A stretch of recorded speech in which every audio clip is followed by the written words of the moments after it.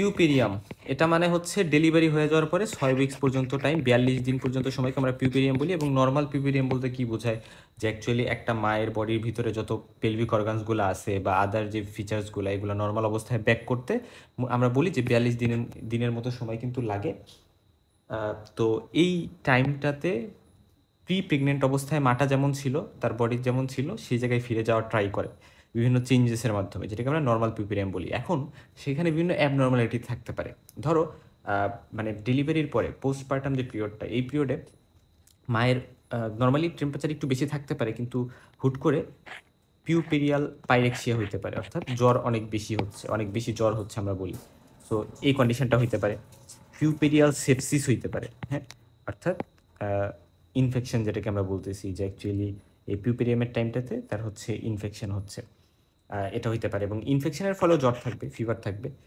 তো পিউপেরিয়াল pyrexia, পিউপেরিয়াল sepsis থেকে শুরু করে ইভেন মায়ের হচ্ছে বিভিন্ন ডিপ্রেসিভ ডিসঅর্ডার, মেন্টাল ডিসঅর্ডার হইতে পারে, সাইকোসিস হইতে পারে। সেরকম বিভিন্ন কন্ডিশন অ্যাসোসিয়েটেড থাকে। হাওয়েভার আমরা সব কিছু নিয়ে আলোচনা করব। আর আরেকটা যে ঘটনা ঘটতে পারে, ইউরিনারি রিটেনশন হয়ে যেতে পারে, অর্থাৎ প্রস্রাবে প্রবলেম হইতে পারে, যে প্রস্রাব জমে আছে। মানে ইউরিন আউটপুট আছে, ইউরিন আউটপুট ঠিক আছে, বাট দেখা গেছে ইউরিনারি ব্লাডের মধ্যে ভালো একটা অ্যামাউন্টের ইউরিন হচ্ছে জমে আছে, যেটা একটা বিষয়। এটা ব্লাডার হাইপোটোনিয়া, ট্রমা বা পেরিনিয়াল ল্যাসারেশন হয়েছে ওই জায়গায় ডেলিভারি টাইমে, বা বিভিন্ন পেইন আছে, আফটার পেইন আছে, এবং সেটার কারণে হয়তো বা এই মানে ইউরিনেশন করতে ভয় পাচ্ছে বা ইউরিনেশন করতে পারতেছে না, এরকম একটা বিষয় আর কি। বা অ্যানালজেসিয়ার এফেক্টও এটা হইতে পারে, যে এপিডুরাল অ্যানালজেসি ইউজ করা হয়েছিল অপারেশনের সময়।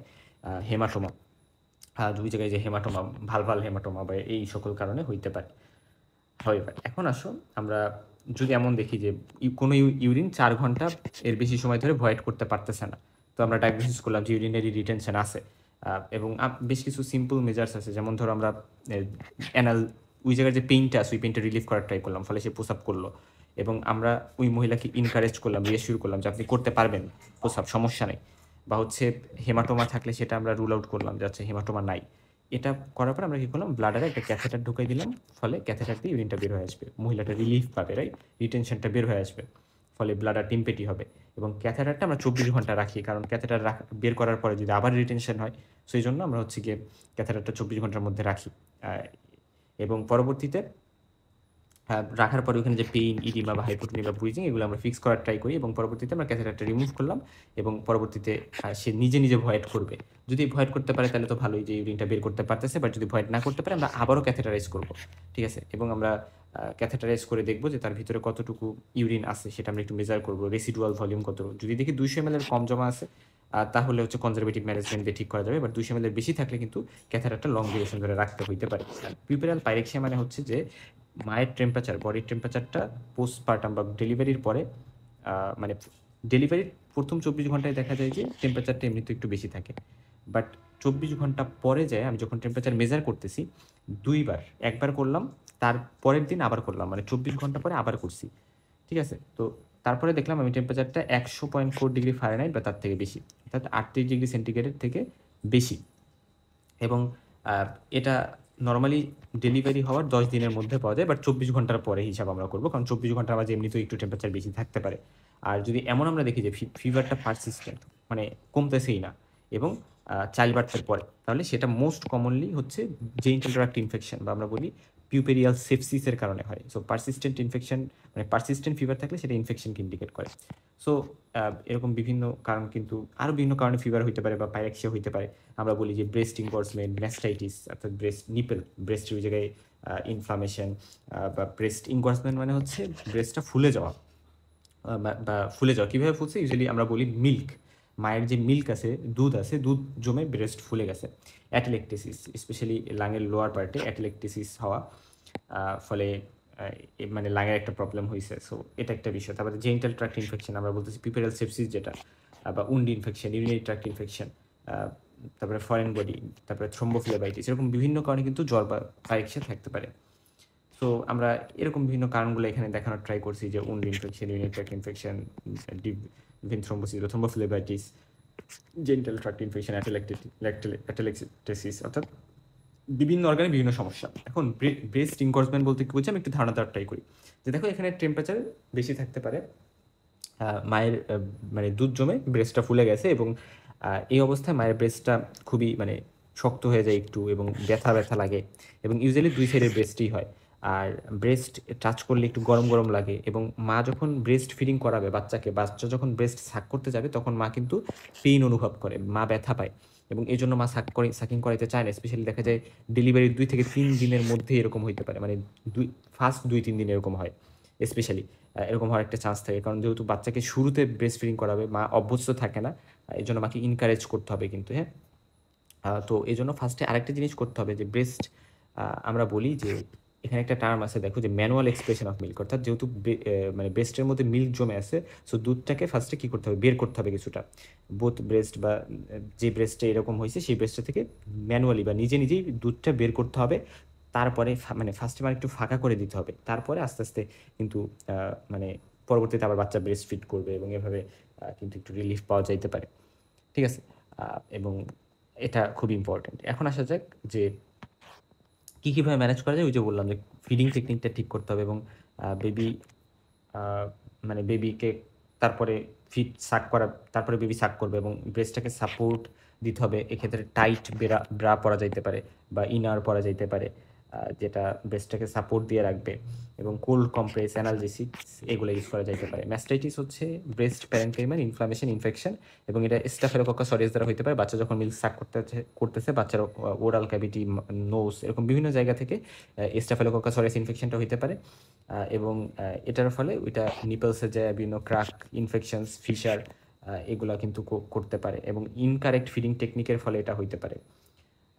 এবং আমরা বলি যে হচ্ছে ক্লিনিক্যাল প্রেজেন্টেশনের মধ্যে পোস্টপার্টাম বা ডেলিভারির 1 উইক পর থেকে এটা পাওয়া যেতে পারে। হাই গ্রেড ফিভার থাকবে, একটু কাঁপুনি থাকতে পারে, চিলস থাকতে পারে এবং মা ব্রেস্ট ফিট করাইতে খুবই কষ্ট হচ্ছে মায়ের, কারণ দেখো এই যে ব্রেস্টের অবস্থা ম্যাস্টাইটিস হয়ে গেছে। সো এই অবস্থাতে মা কিন্তু ব্রেস্ট ফিট করাইতে খুবই মানে ডিসকমফোর্ট ফিল করবে, ব্যথা লাগবে তার, এবং স্কিনটা রেড, হট, টেন্স, টেন্ডার এরকম হয়ে যাবে।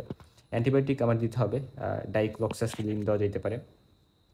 এটা হচ্ছে মেইন একটা ড্রাগ এবং তার বাদে মাকে হাইড্রেশন মেনটেন করা, টাইট ব্রেস্ট সাপোর্ট, অর্থাৎ ইনার যে ক্লোদিং বা ব্রা সেগুলো টাইট পরা এবং কন্টিনিউ ব্রেস্ট ফিডিং কিন্তু করতে হবে, কারণ বাচ্চা তো ব্রেস্ট ফিড করাইতে হবে। আর যদি অনেক বেশি পেইন হয় তাহলে ব্রেস্ট মিল্কটা বের করতে হবে, এটাই কি। আচ্ছা, এখন আসো যে গ্যালাক্টোসিল নামে একটা টার্ম আছে, যে ব্রেস্টে এক ধরনের মানে ফ্লাকচুয়েট করতেছে এরকম একটা মাস। এটা মেইনলি মিল্ক এর যে ডাক্ট আছে সেটা অবস্ট্রাক্টেড হয়ে গেছে এবং মানে মিল্ক দ্বারা ফিল্ড হয়ে আছে এবং সেটা একটা মাস তৈরি করতেছে। যদি এটা অনেক বড় হয় তাহলে এটা প্রেশার বিভিন্ন সিমটমস করতে পারে, আর স্মল থাকলে অ্যাসিমটোমেটিক থাকে, কোনো মানে ইনফেকশনের কোনো সাইন সিমটমস এখানে থাকবে না, এটা এমনি এমনি চলে যাবে রুটিনলি কেয়ার করলে। আর অ্যাসপিরেশন করা লাগবে যদি অনেক বেশি লার্জ হয় এবং প্রেশার সিমটমস করে। পিউপেরাল সেপসিস, যেটা আমাদের মেইন টপিক, এবং এটা হচ্ছে জেনিটাল ট্র্যাক্টের ইনফেকশন, যেটা ডেলিভারি কমপ্লিকেশন হিসেবে হয়। এটা মোস্ট কমনলি অ্যাসেন্ডিং একটা ইনফেকশন, অর্থাৎ ভ্যাজাইনাতে যে কমেন্সাল মাইক্রোফ্লোরাগুলো থাকে সেগুলো অ্যাসেন্ড করে উপরে উঠে গেছে এবং সেটা পরবর্তীতে ইউটেরাসে যে অ্যান্ডোমেট্রাইটিস করতেছে, অ্যান্ডোমায়োমেট্রাইটিস করতেছে, বিভিন্ন ধরনের প্রবলেম কিন্তু করতেছে, পেরিমেট্রাইটিস করতেছে। আচ্ছা, এখন আসলে দেখো অনেকগুলো মাইক্রোঅর্গানিজম একসাথে মিল ইনফেকশন করতে পারে, আর যদি আমরা বলতে পারি অ্যানারোবস যেগুলো আছে সেগুলো প্রিডমিনেন্ট অ্যাজ এ গ্রুপ আমরা বলতে পারি, স্ট্রেপ্টোকক্কাই যেগুলো আছে। আর তা বাদে অ্যারোবিক ব্যাকটেরিয়াও করতে পারে, যেমন এন্টেরোকক্কাস, গ্রুপ বি স্ট্রেপ্টোকক্কাই, ইকোলাই এগুলো করতে পারে, গ্রুপ এ স্ট্রেপ্টোকক্কাই ও করতে পারে। সো অনেক কিছুই করতে পারে, মানে অনেকগুলো মিলেই করতে পারে। এবং যদি গ্রুপ এ স্ট্রেপ্টোকক্কাই করে, স্ট্রেপ্টোকক্কাস পায়োজেন্স যেটা, এটা ভেরি ডেঞ্জারাস এবং এটা অনেক হাই গ্রেড ফিভার করতে পারে, কারণ এটা টক্সিক শক সিনড্রোম, তারপর নেক্রোটাইজিং ফ্যাসাইটিস এগুলোর সাথে অ্যাসোসিয়েটেড আমরা জানি। ইনফেকশনের মোস্ট কমন সাইট কোনটা? মোস্ট কমন সাইট হচ্ছে যে অ্যাকচুয়ালি ইউটাসের যে জায়গাটাতে, মানে এন্ডোমেট্রিয়ামের যে জায়গাটাতে প্লাসেন্টা লাগছিল, সো ওই জায়গাটা তো একটা জায়গা, ওইখান থেকে প্লাসেন্টা যেহেতু সেপারেট হয়ে গেছে, সো ওই জায়গাটাতে হচ্ছে আমরা বলি যে ওই সাইডটা সব থেকে বেশি ইনফেকশন হওয়ার চান্স বেশি। আর সিজারিয়ান, এটা হচ্ছে ভ্যাজাইনাল ডেলিভারির ক্ষেত্রে। আর সিজারিয়ান সেকশনের ক্ষেত্রে যেখানে আমরা ইউটারাসটা মানে ইউটারাসে কাট দিছি, ইনসিশন দিছি, ওই ইনসিশন সাইডটাতে সব থেকে বেশি ইনফেকশন হওয়ার চান্স থাকে। এবং যদি বলা হয় যে ভ্যাজাইনাল ডেলিভারি নাকি সিজারিয়ান সেকশন, কোনটাতে বেশি ইনফেকশন হয়, পিউপেরাল সেপসিস হওয়ার চান্স কোনটায় বেশি? আনসার হচ্ছে যার সিজারিয়ান সেকশন করা হয়েছে এই মায়ের কিন্তু পিউপেরাল সেপসিস হওয়ার চান্স সব থেকে বেশি। এবং তার মধ্যে আরও অনেকগুলো রিস্ক ফ্যাক্টর আছে, prolong labour, prolong rupture of membrane, partum মানে লেবারের টাইমে কোরিয়ামনিওনাইটিস হয়েছে, কোরিয়ন অ্যামনিয়নি যে ফিটাল মেমব্রেনগুলোর ইনফেকশন হয়েছে, অবস্ট্রাক্টেড লেবার, বা রিটেইন কোনো টিস্যু রয়ে গেছে, ডায়াবেটিস, অ্যানিমিয়া, ইমিউনোকম্প্রোমাইজ স্টেট, এই সব কিছুই কিন্তু অ্যাসোসিয়েটেড। মায়ের কী হবে? এন্ডোমেট্রাইটিস হবে, এন্ডোমায়োমেট্রাইটিস হতে পারে, প্যারামেট্রাইটিস হতে পারে। সো ওভারঅল কথা, ইউটেরাসের আশপাশ দিয়ে যে প্যারামেট্রিয়াম আছে এগুলাকে এফেক্ট করতেছে।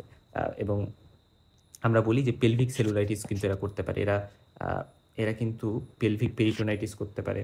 এবং এখানে একটা টার্ম আছে, আমরা বলি যে প্যারামেট্রিয়াল টিস্যুতে এটা সরে যেতে পারে এবং ওইখানে এরা ইনটেন্স সেলুলাইটিস করতে পারে, এবং ওইটা পরবর্তীতে একটা হার্ড এবং ইনডিউরেটেড মাস তৈরি করতে পারে ব্রড লিগামেন্টের মধ্যে।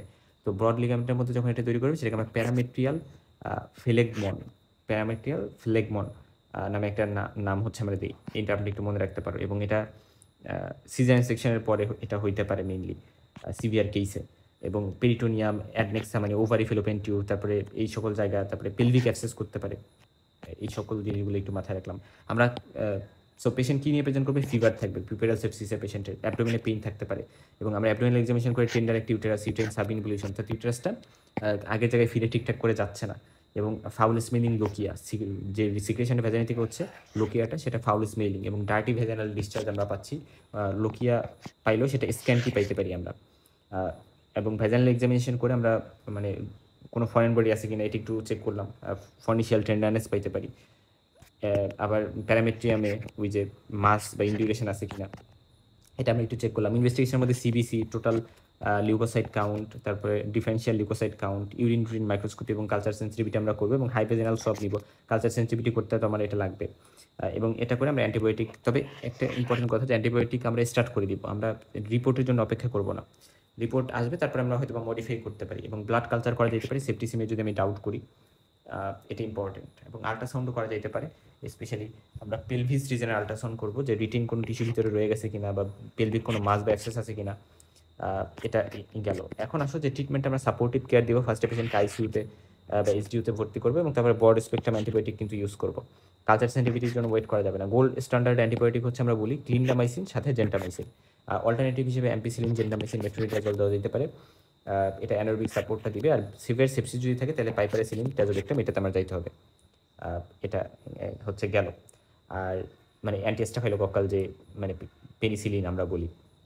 অ্যান্টিবায়োটিক হচ্ছে এই প্যাপারেসিলিনটা। আচ্ছা, তারপর অ্যান্টিবায়োটিক হচ্ছে চেঞ্জ করা যেতে পারে কালচার সেন্সিটিভিটি রিপোর্ট অনুযায়ী পরবর্তীতে। আর যদি দেখা যায় রিটেন কোনো প্রোডাক্ট ভিতরে রয়ে গেছে, তাহলে আমার ইভাকুয়েট করতে হবে। অ্যান্টিবায়োটিক কাভার থাকবে, তার পাশাপাশি আমি মানে হচ্ছে সেটাকে কী করবো, আমি হচ্ছে ওই রিটেন প্রোডাক্টটাকে, রিটেন টিস্যুটাকে ইভাকুয়েট করবো, নিয়ে আসবো, খালি করবো। আচ্ছা, সেপটিক পেলভিক থ্রোম্বোফ্লোবাইটিস, এটা নিয়ে আমরা আগেই বলেছিলাম যে পেলভিক ভেইনসে এখানে ইনফ্লামেশন, থ্রোম্বোসিস হয় মেনলি, আমরা বলি ওভারিয়ান, রাইট ওভারিয়ান ভেইনে। এটা গেল। এবং এক্ষেত্রে পেশেন্টের দেখা যায় পারসিস্টেন্ট ফিভার থাকে, মানে অন্য সব কিছু নর্মাল, ঠিক আছে, পিউপেরাল সেপসিস, মানে symptomatic improvement on antibiotic, antibiotic সব কিছু ইম্প্রুভমেন্ট করে গেছে, কোনো সমস্যা নেই, বাট মেইন সমস্যা হচ্ছে যে ফিভারটা রয়ে গেছে। সো তখন আমরা সাসপেক্ট করতে পারি যে এটা হচ্ছে মানে সেপটিক পেলভিক থ্রোম্বোফ্লেবাইটিস হইতে পারে।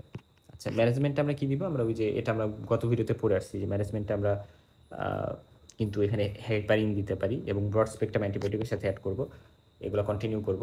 সো এটা নিয়ে গত ভিডিওতে আলোচনা করছি। পেলভিক অ্যাবসেস পেলভিক পেইন হবে, ডায়রিয়া হইতে পারে এবং আরও বিভিন্ন কিছু থাকতে পারে। সেক্ষেত্রে আমরা মানে কি বলে ড্রেনেজ করতে হবে ফার্স্ট। যদি অ্যাবসেস আমার ড্রেনেজ তো করতেই হবে। এবং USG guided culdocentesis, colpotomy drainage, laparotomy and drainage, severe কেসে এগুলো কিন্তু করা যেতে পারে। আমরা এটা নিয়ে অন্য জায়গায় আলোচনা করছি। তারপরে প্যারামেট্রিয়াল ফ্লেগমন, যেটা এটাতে পেলভিক পেইন থাকে, অ্যাবডোমিনাল টেন্ডারনেস থাকে এবং ফিভার পারসিস্ট করে, প্রলং অ্যান্টিবায়োটিক দিতে হবে এবং ইনডিউরেশনটা একটু টাইম লাগবে সেরে যেতে। ঠিক আছে, এখন আসো আমরা যে জায়গাটাতে যাব, যে আমরা মেইন যে আলোচনা আমাদের গাইড বুকটা রিভিউ করা, আমরা এখন গাইড বুকটা রিভিউ করব। তো সেক্ষেত্রে ফার্স্টে আমাদের মাথায় রাখতে হবে অ্যাবনর্মাল পিউপিরিয়াম মানে কি, যে নর্মাল যে পিউপিরিয়াম সেটা থেকে কোনো ডিভিয়েশনকে আমরা অ্যাবনর্মাল পিউপিরিয়াম বলতেছি। এবং এক্ষেত্রে অনেক কিছু হতে পারে, পিউপিরিয়াল পাইরেক্সিয়া, তারপরে সেপসিস, সাবইনভলিউশন, ব্রেস্ট ইনগর্জমেন্ট, তারপরে ম্যাস্টাইটিস, ক্রাক বা রিট্রাক্টেড। দেখো ক্রাক নিপল মানে হচ্ছে নিপেলে কোনো মানে ফেটে গেছে, বা আমরা বলতে পারি নিপেল বা বোটা যেটা ব্রেস্টের ওই জায়গাটাতে হচ্ছে এক ধরনের ইনফেকশন বা আলসার বা ইনফেকশনের মতো হয়েছে। আর রিট্রাক্টেড নিপল মানে হচ্ছে যে নিপলটা নর্মালি বাহিরের দিকে ইজেক্টেড হয়ে আসবে, রাইট, কিন্তু সেটা যদি ভিতরের দিকে ঢুকে থাকে তাহলে সেটাকে রিট্রাক্টেড নিপল বলি আমরা। Urinary tract infection, retention of urine, incontinence of urine, এই সকল ইউরিনারি কমপ্লিকেশন থাকতে পারে, বা থ্রোম্বোফ্লেবাইটিস থাকতে পারে। এবং আমরা বলি যে পোস্টপার্টাম ট্রমাটিক নিউরাইটিস, এটা আমরা গত ভিডিওতে আলোচনা করেছি নর্মাল পিউপিরিয়ামে। আচ্ছা, তারপরে সাইকেট্রিক ডিসঅর্ডার হতে পারে, অর্থাৎ মায়ের ডিপ্রেশন হয়ে যেতে পারে, যেমন পিউপারাল ব্লুজ। পিউপারাল ব্লুজ হচ্ছে মানে হচ্ছে ওই যে মানে ডেলিভারির পরে মায়ের হচ্ছে বিভিন্ন মানে এমনিতেই কান্নাকাটি করতেছে, অনেক বেশি মেজাজ খিটখিটে থাকা, ভালো লাগতেছে না, ডিপ্রেস লাগতেছে, অ্যাংজাইটি লাগতেছে, মানে কোনো কারণ ছাড়া। তো অ্যাকচুয়ালি এক্ষেত্রে মাকে কাউন্সিল করা, সুন্দর করে তাকে সাপোর্ট দেওয়া, মেন্টাল সাপোর্ট দেওয়া, এগুলো কিন্তু এগুলো রিজলভ করতে পারে। এটা পরবর্তীতে আরও যদি সিভিয়ার হয় তাহলে ডিপ্রেশন, সাইকোসিস এরকম পর্যন্ত হয়ে যেতে পারে, সিজোফ্রেনিয়া হয়ে যেতে পারে। সেজন্য প্রপার মানে ফ্যামিলি সাপোর্ট, ফ্যামিলি কাউন্সিলিং এগুলো দরকার। পিউপেরাল পাইরেক্সিয়া বিভিন্ন কারণে হতে পারে, সেপসিসের কারণে হতে পারে, ম্যাস্টাইটিস, ব্রেস্ট অ্যাবসেসের কারণে হতে পারে, এবং ব্রেস্ট অ্যাবসেস, ম্যাস্টাইটিস এই কারণগুলো কিন্তু মাথা অবশ্যই রাখতে হবে। ইউরিনারি ট্র্যাক্ট ইনফেকশন যদি থাকে, সিস্টাইটিস, পাইলোনেফ্রাইটিস, বা হচ্ছে infection of caesarean section, episiotomy, wound infection, যেটা পালমোনারি ইনফেকশন যদি থাকে, যেমন অ্যাটেলেকটেসিস, নিউমোনিয়া এগুলা, বা সেপটিক পেলভিক থ্রম্বোফ্লেবাইটিস একটা কারণ, ফ্যারিঞ্জাইটিস, গ্যাস্ট্রেন্টাইটিস যদি হয় সেখান থেকেও হইতে পারে আসলে। এবং মেইনলি আমরা বলি জেনিটাল ট্র্যাক্ট ইনফেকশন এর কারণেই মেইনলি পিউপারাল, মানে মায়ের জ্বর হয়েছে ডেলিভারির পরে, আমি ধরে নিছি যে জেনিটাল ট্র্যাক্ট ইনফেকশন হয়েছে, এবং এটা খুব ভিগোরাসলি এনার্জেটিক্যালি ম্যানেজ করতে হবে। আমরা বলি যে টেম্পারেচার, পালস রেট এগুলা আমরা দেখবো ইনক্রিজ করছে ক্লিনিক্যাল ফিচার্সে, এবং আমরা দেখবো যে হচ্ছে রিস্ক ফ্যাক্টরগুলো, যেটা ওই হিস্ট্রি অফ রিস্ক ফ্যাক্টরগুলো আছে, ফাউল স্মেলিং লোকি আমি পাচ্ছি, এবং সেগুলো স্ক্যান্টি বা প্রফিস দুই ধরনেরই হইতে পারে। এবং ইউটেরাসটা টেন্ডার আমি পাইছি এবং সাব ইনভলিউটেড প্রপারলি, এটা আগের অবস্থায় ফিরে যাচ্ছে না, যে টাইম অনুযায়ী যেভাবে সাব ইনভলিউশন হওয়ার মানে ইনভলিউশন হওয়ার কথা, আমরা যেটা গত ভিডিওতে পড়ে আসছি। এবং লোকাল উন্ড যেটা রেড সোলেন এরকম পাচ্ছি হয়তোবা। এবং ইউরিনারি সিমটমসের মধ্যে ডিজিউরিয়া, মানে পেইনফুল মিক্সচুরেশন, ফ্রিকোয়েন্সি অনেক বেড়ে, ফ্রিকোয়েন্সির প্রবলেম, সুপ্রাপিউবিক বাল্জ পাইতে পারি যদি ইউরিনারি রিটেনশন হয়ে থাকে, বা সুপ্রাপিউবিক এবং রেনাল অ্যাঙ্গেল পেইন, সুপ্রাপিউবিক পেইন পাবো, রেনাল অ্যাঙ্গেল পেইন, টেন্ডারনেস পাইতে পারি, ব্রেস্টে টেন্স শক্ত হয়ে যাওয়া এবং টেন্ডার হওয়া, ব্রেস্টে এরকম পাইতে পারি, বা রেড হট ফ্লাশ ব্রেস্ট পাইতে পারি। লেগ আমরা এক্সামিনেশন করবো, সেখানে থ্রম্বোফ্লেবাইটিস আছে কিনা, এটা এই জিনিসগুলো কিন্তু আমার দেখতে হবে।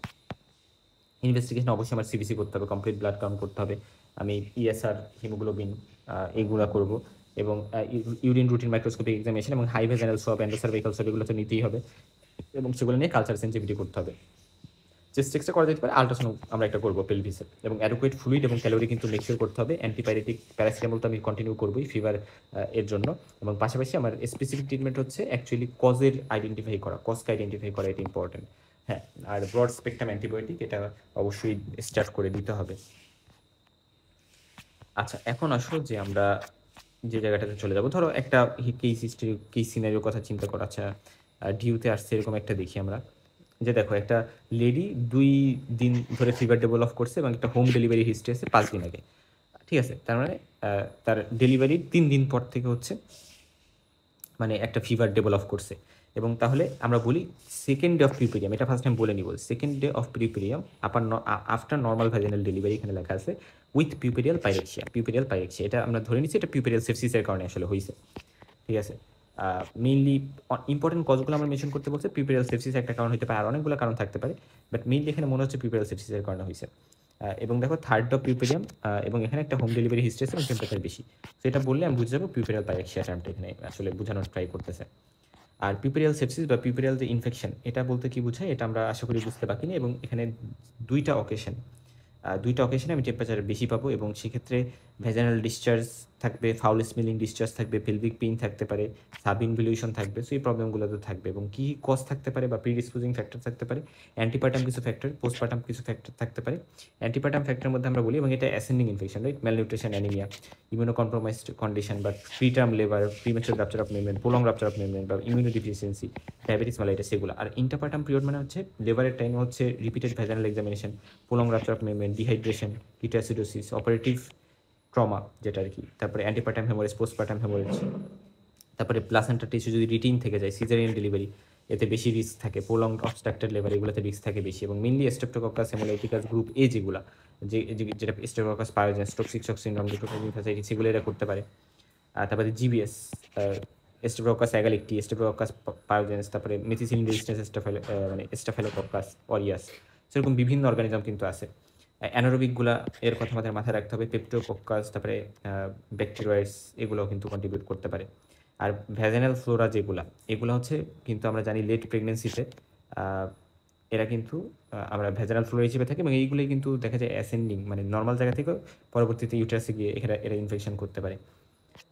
আচ্ছা, এখন আসলে প্রাইমারি সাইটস অফ ইনফেকশন হচ্ছে পেরিনিয়াম, ভ্যাজাইনা, সার্ভিক্স, ইউটেরাস। এই সকল জায়গায় কিন্তু ইনফেকশন হইতে পারে পিউবেরাল সেপসিসের টাইমে, তবে মেইনলি ইউটেরাসে যেটা এন্ডোমেট্রাইটিস করে। আচ্ছা, তো কী কী ক্লিনিক্যাল ফিচার্স থাকবে? টেম্পারেচার রাইজ করবে এবং সাথে উইকনেস এগুলো তো থাকবেই, এবং লোকাল একটা যেটা তৈরি করবে সেটা রেড সোলেন হবে, এবং পাস পাওয়া যেতে পারে। আর আরেকটা ইম্পর্টেন্ট কথা হচ্ছে যে লোকিয়াল ডিসচার্জ এখানে একটা ফিচার্স, এবং ইউটারাসটা সাব ইনভলিউটেড থাকবে, টেন্ডার থাকবে। অনসেট অ্যাকিউট থাকবে, অনেক বেশি হাই রেজ অফ টেম্পারেচার হবে যদি সিভিয়ার হয় কেসটা, এবং সাথে কাঁপুনি দিয়ে জ্বর আসতে পারে। পালস রেট অনেক বেশি হয়ে যাবে, র্যাপিড হয়ে যাবে, কারণ সেপসিস যেহেতু, এবং সেপসিস থেকে এক পর্যায়ে সেপটিক শক পর্যন্ত হতে পারে আমরা জানি, এবং সেপটিক শক একমাত্র শক যেখানে হচ্ছে শুরুতে টেম্পারেচার বেশি থাকে, কিন্তু কারণ অন্য সবগুলোতে টেম্পারেচার কম থাকবে। এবং আমরা দেখবো যে ইউট্রাসটা সাব ইনভলিউটেড থাকবে, সেম কথাগুলো আমরা বারবার বলতেছি। এবং যদি স্প্রেডিং ইনফেকশন হয় তাহলে পেলভিক টেন্ডারনেস থাকতে পারে, পেলভিক পেরিটোনাইটিস, প্যারামেট্রাইটিস, তারপরে পেলভিক অ্যাবসেস যদি পাউচক প্রবলেম আছে, পাঁচ জমে। আচ্ছা, এখন আসো যে আমরা সিবিসি করব, ব্লাড কালচার করব, মানে ওই রুটিন আরএমই করব, হাইভেজানাল সব নিয়ে কালচার সেন্সিটিভিটি করবো, একটা ইউএসজি করতে পারি পেলভিসের। ট্রিটমেন্টটা আমরা পেশেন্টকে আইসোলেট করবো, ক্যালোরি ইনটেক যাতে ঠিক থাকে, ফ্লুইড ইনটেক যাতে ঠিক থাকে, অ্যানিমিয়া থাকলে সেটা কারেক্ট করবে, তারপর হচ্ছে সব কিছু মনিটর করবে, এবং অ্যান্টিবায়োটিক দিতে হবে। এবং সেক্ষেত্রে আমরা বলি জেন্টামাইসিন, অ্যাম্পিসিলিন, এই অ্যান্টিবায়োটিকগুলো, অ্যাম্পিসিলিন বা ক্লিন্ডামাইসিন, অর্থাৎ ক্লিন্ডামাইসিন, জেন্টামাইসিন এগুলো আমরা ইউজ করতে পারি। সেফোট্যাক্সিম ইউজ করা যেতে পারে, মেট্রোনিডাজল অ্যানোরোবিক কভারেজের জন্য দেওয়া যেতে পারে। এই জিনিসটা ইম্পর্টেন্ট। কালচার সেন্সিটিভিটি করে আমরা আইডিয়ালটা দিব, বাট আমার ওটার জন্য অপেক্ষা করা যাবে না, শুরুতে আমার অ্যান্টিবায়োটিক শুরু করে দিতে হবে। আর বাকি সার্জিক্যাল ট্রিটমেন্ট যেগুলোতে দরকার, ধরো রিটিন প্রোডাক্ট আছে, সুইট ইভ্যাকুয়েট করতে হবে, পেনিয়াল উন্ড আছে, সো আমার কী করতে হবে? পাসকে ড্রেন করতে হবে, পেইনকে রিলিফ করতে হবে, উন্ডটা ক্লিন করতে হবে সিজ বাদ দিয়ে। তারপরে উন্ড ইনফেকশন আছে, ডেহিসেন্স আছে, তাহলে উন্ড স্ক্রাবিং, ডেব্রিডমেন্ট এগুলো করতে হবে। পেলভিক অ্যাবসেস থাকলে আমরা কলপোটমি করতে হবে, আল্ট্রাসাউন্ড গাইডেড। ল্যাপ্রোটমি করা যাইতে পারে, হিস্টেক্টমি করা যাইতে পারে সিচুয়েশন অনুযায়ী আর কি। হাউএভার, এখন আসো যে আমরা অনেক কথাই তো বলে ফেললাম, এখন কী কী কমপ্লিকেশন হতে পারে পিউপারাল সেপসিসের? এক তো হচ্ছে প্যারামেট্রাইটিস হতে পারে, সরে যে স্প্রেডিং ইনফেকশন করে পেলভিক সেলুলাইটিস করে ফেলতে পারে, অর্থাৎ স্প্রেডিং ইনফেকশন, সেলুলাইটিস মানে একটা স্প্রেডিং ইনফেকশন, এবং স্যালপেনজাইটিস করতে পারে, pelvic peritonitis, general peritonitis, pelvic abscess, septic pelvic thrombophlebitis, এটা যেটা বললাম যে ভেইনে হচ্ছে ইনফ্লামেশন, এবং সেপটিসিমিয়া, সেপটিক শক আলটিমেটলি করতে পারে। সেপটিক শক কিন্তু ডেঞ্জারাস। আচ্ছা, তো প্রিভেনশনে আমরা যে রিস্ক ফ্যাক্টরগুলো আছে সেগুলো আমরা প্রিভেন্ট করাটাই কিন্তু করব। এখন দেখো আমাদের একটা কেস সিনারিও দিল যে পিপিআর সেপসিস নিয়ে শর্ট নোট লাগবে, এটা তো আমরা বুঝছি। তো একটা পেশেন্ট ফিভার এবং ফাউল স্মেলিং ভ্যাজাইনাল ডিসচার্জ, এবং আমরা বলি 5th পোস্টনাটাল ডে, অর্থাৎ বাচ্চার ডেলিভারি হয়ে যাওয়ার পরে 5th ডেতে, তার মানে আমি ধরে নিচ্ছি এটা পিপিআর সেপসিস হবে। একটা 21 বছর বয়সী মহিলা, ভ্যাজাইনাল ডেলিভারি হয়েছে 5 দিন আগে, এবং তারপরে ফিভার হচ্ছে এবং ফাউল স্মেলিং ভ্যাজাইনাল ডিসচার্জ, তার মানে এটা পিপিআর সেপসিস। ঠিক আছে, সো এভাবে আমরা কিন্তু প্রসিড করব।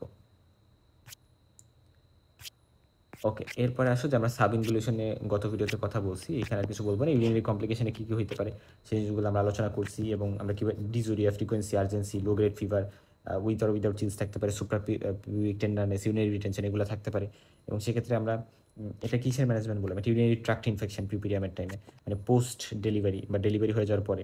এটা মেইনলি হচ্ছে মেইন অর্গানিজম আমরা বলি ইকোলাই, ক্লেপশিয়া, প্রোটিয়াস, এই অর্গানিজমগুলো মেইনলি দায়ী। এবং সেক্ষেত্রে প্রস্রাবে জ্বালা পড়া, ফ্রিকোয়েন্সি বেশি হয়, আর্জেন্সি হওয়া, জ্বর হওয়া, সুপ্রাপিউবিক টেন্ডারনেস থাকে, ইউরিনারি রিটেনশন থাকে, এই জিনিসগুলো থাকতে পারে। এবং আমরা যদি ব্লাড সিবিসি করি লিউকোসাইটোসিস পাবো, যদি ইনফেকশন পাসসেল পাওয়া যেতে পারে ইউরিন রুটিন মাইক্রোস্কোপিতে, এবং অনেক বেশি পরিমাণে পাওয়া যাবে পাসসেল। ইউরিন কালচার সেন্সিটিভিটি করার পরে আমরা অ্যান্টিবায়োটিক দিব, ব্রড স্পেকট্রাম অ্যান্টিবায়োটিক, এবং এখানে নরফ্লক্সাসিন, সিপ্রোফ্লক্সাসিন এগুলো ইউজ করা যেতে পারে। এগুলা গেল। এবং তারপরে হচ্ছে ইউরো স্পেসিফিক কিছু স্পাজমোলাইটিক আছে, ফ্লাভোক্সেট, তারপরে ফিনাজোপাইরিন, তারপরে হাই ফ্লুইড ইনটেক পেশেন্টকে অবশ্যই করতে হবে। রিটেনশন অফ ইউরিন আমরা অনেকগুলো কথা বলে আসছি, যে ব্লাড অ্যান্ড নেক এই জায়গায় যদি ব্রুইজিং, ইডিমা হয়, বা রিফ্লেক্স একটা স্পাজম ইন্টারনাল স্ফিনটারে, কারণ ওই জায়গায় পেরিনিয়াল ইঞ্জুরির কারণে যদি কোনো পেইন যেটা ওইটা হয়, ব্লাডার অ্যাটোনি, অর্থাৎ ব্লাডারটা যে ইউরিনকে বের করবে এই ক্যাপাসিটি তো ব্লাডারের নাই, ধরো মানে টোন নাই, কন্ট্রাকশন করার টোন নাই ওই জায়গার মাসেলের, সো এই কারণে হইতে পারে। বা মানে অনেক মানে কি বলে যে প্রসাব যে উঠে প্রসাব করতে যাবে এই সাহসটা পাচ্ছে না, বা হসপিটালে প্রাইভেসি নেই, এরকম বিভিন্ন কারণে আসলে হতে পারে। কাউন্সিলিং ইনকারেজ করতে হবে পেশেন্টকে, যে আপনি প্রসাব করতে পারবেন, আপনি ওঠেন, হাঁটেন, যান। হট কম্প্রেস ওভার অ্যাবডোমেন দেওয়া যেতে পারে, এবং ইনডুইলিং ক্যাথেটার 48 ঘন্টা বা আমরা বলি মিনিমাম 24 ঘন্টা এবং 48 ঘন্টা দেওয়া যেতে পারে যদি হচ্ছে থাকে। এবং যদি 100 ml, আমি বলছিলাম 200 ml এর বেশি বেশি যদি হয় তাহলে আমার ডিক্যাথেটারাইজেশন করতে হবে, এটা আর কি। আচ্ছা, এবং অ্যাপ্রোপ্রিয়েট অ্যান্টিবায়োটিক দিতে হবে। হাউএভার, এখন আসলে ব্রেস্ট এর মধ্যে ব্রেস্ট ইনগর্জমেন্ট একটা ইম্পর্টেন্ট জায়গা, যে যারা স্পেশালি প্রাইমিটারাস ফার্স্ট টাইম বাচ্চা ডেলিভারি করছে এবং যাদের ইনএলাস্টিক ব্রেস্ট, হ্যাঁ, মানে অনেক বেশি সফট না ব্রেস্ট, একটু শক্ত শক্ত, এবং এদের ক্ষেত্রে এটা হওয়ার চান্স বেশি। এবং এক্ষেত্রে হচ্ছে এক্ষেত্রে এরকম কিন্তু ব্রেস্টটা মানে কজ কি অ্যাকচুয়ালি? কজ হচ্ছে যে মিল্ক সিক্রেশন। এরা হচ্ছে কি মিল্কগুলো এখানে জমা থাকে এবং সাকশন, বাচ্চা ঠিকভাবে সাক করতে পারতেছে না, এবং বেবি যদি উইক থাকে, লাঠি থাকে, ঠিকভাবে সাক করতে পারতেছে না। এবং ব্রেস্ট এ কী হয় যে অনেক বেশি লিম্ফেটিক অবস্ট্রাকশন, ভেনাস অবস্ট্রাকশন, এবং আলটিমেটলি ভিতরে মানে ব্রেস্টটা একটা ওভারফুল অবস্থায় কন্ডিশনে থাকে এবং সেখানে ব্রেস্ট মানে মিল্কও জমে থাকে এবং ডাকগুলো ব্লক হইতে পারে, সেখানে ক্লোস্ট্রাম বা সেবাসিয়াস ম্যাটেরিয়াল সেখানে জমা থাকতে পারে। এবং আমরা বলি যে কমপ্লিকেশন হিসেবে পিউপেরিয়াল পাইরেক্সিয়া মানে জ্বর করতে পারে, সো ব্রেস্ট ইনগার্সমেন্ট থেকেও জ্বর হইতে পারে, যদিও সেটা 39 ডিগ্রি সেন্টিগ্রেড থেকে বেশি কিন্তু ইউজুয়ালি যায় না। ম্যাস্টাইটিস, ব্রেস্ট অ্যাবসেস, এগুলো কমপ্লিকেশন হিসেবে কিন্তু হইতে পারে পরবর্তীতে। এবং প্রিলেকটিয়াল ফিডসকে অ্যাভয়েড করতে হবে, অর্থাৎ মানে এটা বলতে বোঝানো হয়েছে যে বাচ্চা যখন ফার্স্ট টাইম মানে ফার্স্টে বাচ্চাকে আমি মধু দিব বা অন্য কিছু খাবার দিব তারপরে দুধ দিব, এটা না, ফার্স্টেই দুধ দিব। ফার্স্টে বাচ্চার সাকলিং রিফ্লেক্স, অর্থাৎ মায়ের ব্রেস্টে ফার্স্টে সে সাক করবে, এর ফলে সাকিং রিফ্লেক্সটা হবে এবং এর ফলে মা মা কিন্তু আসলে মানে এইভাবে বিষয়টা করতে হবে। প্রিল্যাকটিয়াল কোনো ফিড দেওয়া যাবে না। এবং আর্লি ব্রেস্ট ফিডিং শুরু করতে হবে, আমরা বলি 1 ঘন্টার মাঝে, ডেলিভারি 1 ঘন্টার মাঝে শুরু করে দেওয়ার ট্রাই করতে হবে। এক্সক্লুসিভ ব্রেস্ট ফিডিং দিতে হবে এবং কারেক্ট পজিশনে, আমরা কীভাবে কারেক্ট পজিশনে ফিট করবো এটা আমরা বলে আসছি গত ভিডিওতে। এবং এই জিনিসটা গেল। এরপর আসো যে ম্যানেজমেন্ট কীভাবে করতে হবে ইনগোর্সমেন্টে। মিল্ক সিক্রেশন স্টার্ট সাধারণত আমরা বলি যে পোস্টপার্টামে 3rd 4th ডেতে হয়। আর শুরুর দিকে তো ওই যে ক্লোস্ট্রামটা পাবে বাচ্চাটা, ওইটাও বাচ্চা অবশ্যই মানে সাকলিংয়ের মাধ্যমে ওইটা নিবে। এবং সিমটমস হচ্ছে পেইন হবে এবং ফিলিং অফ টেন্স, অনেক শক্ত বা হেভি হেভি হয়ে গেছে, এবং মায়ের দুর্বলতা লাগবে এবং টেম্পারেচারটা একটু বাড়বে। পেইনফুল ব্রেস্ট ফিডিং, যখন মা ব্রেস্ট ফিড করতে যাচ্ছে অনেক পেইনফুল হচ্ছে, ব্রেস্টটাকে সাপোর্ট দিতে হবে ব্রা এর মাধ্যমে, ইনারের মাধ্যমে। এবং বেবি প্রপার মানে বেবিকে ব্রেস্টে রাখতে হবে রেগুলারলি, একটা ফ্রিকোয়েন্ট ইন্টারভাল পর ব্রেস্টে সাকলিং করাইতে হবে। এবং যদি হচ্ছে প্রত্যেকবার খাওয়ানোর পরে রিমেইনিং যে মিল্কগুলো থাকবে ওইগুলা মা নিজেই ব্রেস্টের দুধগুলা বের করবে, হ্যাঁ। এবং সিভিয়ার কেসে একটা ব্রেস্ট পাম্প ইউজ করা যেতে পারে, যেটা ব্রেস্টের মিল্কগুলোকে বের করে দিবে, এবং অ্যানালজেসিক্স পেইনের জন্য ইউজ করা কিন্তু যাইতে পারে। দেখো একটা কন্ডিশন যে একটা 22 বছর বয়সী মহিলা 3rd পোস্টনেটাল ডেতে হাই ফিভার এবং পেইন অন বোথ ব্রেস্ট এবং unable to breast feed, so এটা আমাদের কিন্তু ডায়াগনোসিস হচ্ছে এটা পোস্ট নাটাল পিরিয়ডে ব্রেস্ট ইনভলভমেন্ট। এটা থেকেও কিন্তু কোশ্চেন আসে এবং এটার প্রপার ডায়াগনোসিস আমরা বললাম, এবং এটা differential diagnosis, mastitis, breast abscess, এগুলোও হইতে পারে এবং এটা ম্যানেজ কীভাবে করবো সেটা এখানে কিন্তু সুন্দর করে বলা আছে, রাইট। এই জিনিসটা আমরা জানলাম। এরপর আসো যে ক্র্যাকড রিট্রাক্টেড নিপল, এগুলো নিয়ে আমরা একটু পড়াশোনা করবো, ম্যাস্টাইটিস নিয়ে আমরা একটু পড়াশোনা করবো নিজেরাই, ব্রেস্ট অ্যাবসেস নিয়ে আমরা একটু পড়াশোনা করতে পারি। আর গ্যালাক্টোরিয়া মানে কি? গ্যালাক্টোরিয়া মানে হচ্ছে যে spontaneous secretion of milk in absence of pregnancy or lactation, অর্থাৎ কোনো প্রেগনেন্সি ল্যাকটেশন কিছুই নেই, এমনিতেই মানে মিল্ক সিক্রেশন হচ্ছে।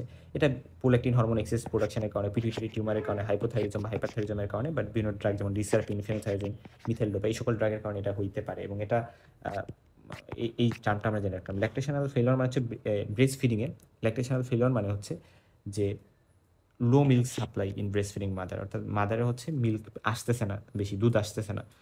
এবং মা যদি হচ্ছে মানে যখন সে ব্রেস্ট মানে সে ব্রেস্ট মিল্ক স্টপ করবে, বাচ্চাকে আর দুধ দিবে না, ধরো 6 মাস আমরা বলছি এক্সক্লুসিভ ব্রেস্ট ফিডিং, দেখা গেলো মায়ের দুধ আগেই শেষ হয়ে গেছে, আগেই নাই হয়ে গেছে, ঠিক আছে। সো এরকম একটা বিষয় যে ব্রেস্ট ফিডিং আগেই অফ হয়ে গেছে, সেরকম ল্যাকটেশনাল ফেলিওর নামে বেশ কিছু টার্ম আছে।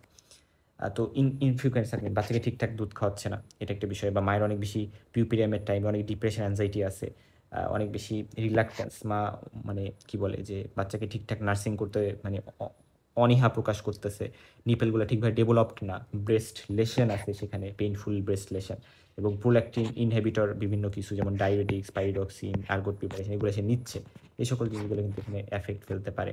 এবং এক্ষেত্রে অবশ্যই মাকে কাউন্সিল করতে হবে ব্রেস্ট ফিডিংয়ের অ্যাডভান্টেজ সম্পর্কে। অনেক মা ভাবে যে আমি যদি ব্রেস্ট ফিড করাই তাহলে আমার ব্রেস্টের শেপ চেঞ্জ হয়ে যাবে, আর অনেক ধরনের চিন্তা আসলে থাকে। বর্তমানে তো বাচ্চাদেরকে আসলে কি বলা হয় যে বাচ্চাদেরকে মারা ব্রেস্ট ফিড করাবে, এটা তো তারা ভাবতেই পারে না, আমার বডির শেপ চেঞ্জ হয়ে যাবে। বাট এটা কখনোই করা যাবে না, অবশ্যই they should maintain the breast feeding. এটা বাচ্চার জন্য যেমন ভালো, মায়ের জন্যও ভালো। আমরা বলছি না যে ব্রেস্ট ফিডিংয়ের বেবির বেনিফিট আছে, মায়েরও বেনিফিট আছে, দুজনের প্রচুর বেনিফিট আছে। এবং আমরা এটা করব। এবং পিরিয়ডের টাইমে মাকে আমি বলবো যথেষ্ট পানি যেন খায় এবং বেবিকে যথেষ্ট মানে কেয়ারের সাথে রেগুলারলি যাতে নার্সিং করে, এবং পেইনফুল লেশন থাকলে সেটা ট্রিটমেন্ট নিবে, এবং আমরা মেটাক্লোপ্রোমাইড যে ড্রাগটা আছে আমরা বলি এই ড্রাগটা নিতে পারি, সেটা মাকে ল্যাকটেশনাল ফেলিওরের কিছুটা কাজ করতে পারে মেটাক্লোপ্রোমাইড। এটা আমরা একটা অ্যান্টিমেটিক ড্রাগের মধ্যে পড়ছিলাম, মনে আছে? মেটাক্লোপ্রোমাইড, ডম্পিরিডন, এই ড্রাগগুলা। আচ্ছা, সো ইনক্রিজ মিল্ক প্রোডাকশন করতে পারে মেটাক্লোপ্রোমাইড, তারপরে সালপ্রাইড, তারপরে ইন্টারনাজাল অক্সিটোসিন, এরকম বেশ কিছু টার্ম আসলে আছে, কিছু ড্রাগের নাম বলা হয়। হাউএভার প্রিপেরাল ইমার্জেন্সিস, সো প্রিপেরাল ইমার্জেন্সিসের মধ্যে আমরা বলি যে ইমিডিয়েট ইমার্জেন্সির মধ্যে পোস্টপার্টাম হেমোরেজ একটা ইমার্জেন্সি। যে কোনো শক বিভিন্ন কারণে হতে পারে, পোস্টপার্টাম হেমোরেজের কারণে হতে পারে, পালমোনারি ইম্বলিজমের কারণে হতে পারে, যেটা আমরা বলি যে অ্যামনিওটিক ফ্লুইড ইম্বলিজমের কারণে, বা ইউটাইন ইনভার্সন, পোস্টপার্টাম একলামশিয়া। সো এই কয়টা নাম মনে রাখো, এগুলো ইমিডিয়েট। আর্লির মধ্যে আছে হচ্ছে acute retention of urine, UTI, puerperal sepsis, এটা এক ধরনের early emergency. Breast engorgement, mastitis, breast abscess, তারপরে পালমোনারি ইনফেকশন যেমন অ্যাটেলেকটেসিস, এগুলা। আর ডিলেডের মধ্যে হচ্ছে secondary postpartum haemorrhage, thrombo embolic ম্যানিফেস্টেশনের মধ্যে পালমোনারি এম্বলিজম, থ্রোম্বোফ্লেবাইটিস, এগুলো ডিলেড যদি হয়, সাইকোসিস, পোস্টপার্টাম কার্ডিওমায়োপ্যাথি, তারপর পোস্টপার্টাম হেমোলিটিক ইউরেমিক সিনড্রোম, যেটাকে আমরা হাস বলি, এই কন্ডিশনগুলো। পোস্টপার্টাম কলাপস, কলাপস মানে অ্যাকচুয়ালি বোঝানো হয় যে পোস্টপার্টাম কলাপসের কী কী কজ আছে, এটা যদি বলা হয় তাহলে haemorrhage, postpartum haemorrhage, rupture uterus, এগুলো হচ্ছে হেমোরেজ। শকের মধ্যে আছে হচ্ছে হেমোরেজিক বা সেপ্টিসেমিক শক, এক্লামশিয়া, ইম্বলিজমের মধ্যে স্যামনোটিক ফ্লুইড ইম্বলিজম, মানে ওই মানে ওভারঅল কথা যে অ্যাকচুয়ালি ইমার্জেন্সি যে কন্ডিশনগুলো। আর পোস্টপার্টাম সাইকেট্রিক ইলনেস হতে পারে, এই জিনিসগুলো আমরা একটু পড়ে নিব।